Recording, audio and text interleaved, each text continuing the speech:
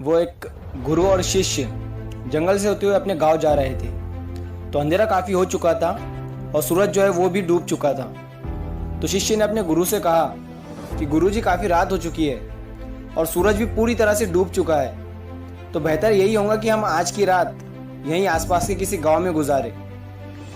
तो गुरुजी ने अपना सर हिलाया और वो आसपास के किसी गांव में एक छोटे से घर के पास जाकर रुके। अब जैसे ही वहां गए तो गुरुजी के शिष्य ने दरवाज़ा ठकठकाया।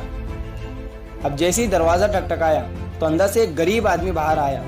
तो गुरुजी ने बोला कि हम अपने गांव जा रहे थे, लेकिन रात होने की वजह से हमने इसी गांव में रुकने का सोचा कि हम आज रात आपके यहाँ रुक सकते हैं। ये सुनने के बाद उस गरीब आदमी ने गुरुजी और उनके शिष्य को अंदर बुलाया। अब जैसे ही गुरुजी अंदर गए तो उन्होंने देखा कि बहुत ही ज़्यादा गरीबी थी उस आदमी के घर में। तो गुरुजी ने उससे पूछा कि तू काम क्या करता है।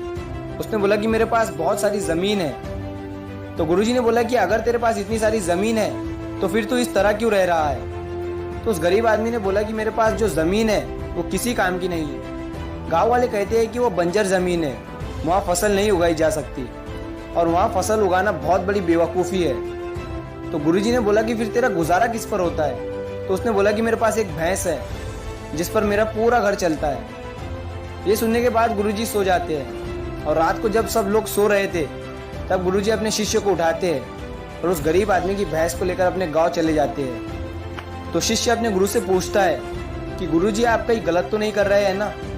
उस गरीब आदमी की रोजी रोटी इसी भैंस की वजह से चलती है। तो गुरुजी अपने शिष्य की तरफ देखते हैं और मुस्कुराते हुए आगे बढ़ जाते हैं। उस बात को तकरीबन 10 साल गुजर जाते हैं और जो गुरु का शिष्य था वो अब बहुत बड़ा गुरु बन चुका था।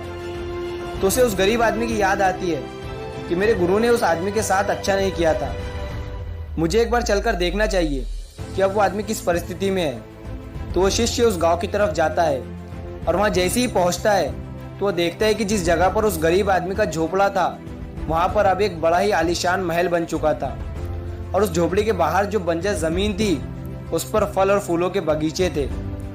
तो तभी उतने में उधर से उस घर का मालिक आता है। शिष्य उसे देखकर पहचान लेता है और उस आदमी को बोलता है कि तुमने मुझे पहचाना, मैं अपने गुरुजी के साथ आया था, हमने तुम्हारे यहाँ एक रात का मुकाम किया था। वो आदमी उसे पहचान लेता है और बोलता है कि उस रात में आप कहाँ चले गए थे और उस रात के बाद ही मेरी भैंस कहीं चली गई थी, मेरे पास कोई रास्ता नहीं था। तो मैंने अपनी ज़मीन पर मेहनत की और काफ़ी मेहनत के बाद उस पर फसल निकल आई और आज मैं इस गांव का सबसे बड़ा और सबसे अमीर आदमी बन चुका हूँ। ये सुनने के बाद शिष्य की आंखों में अपने गुरुजी के लिए आंसू आ गए और उसे ये बात अब समझ में आई और वो रोने लगा।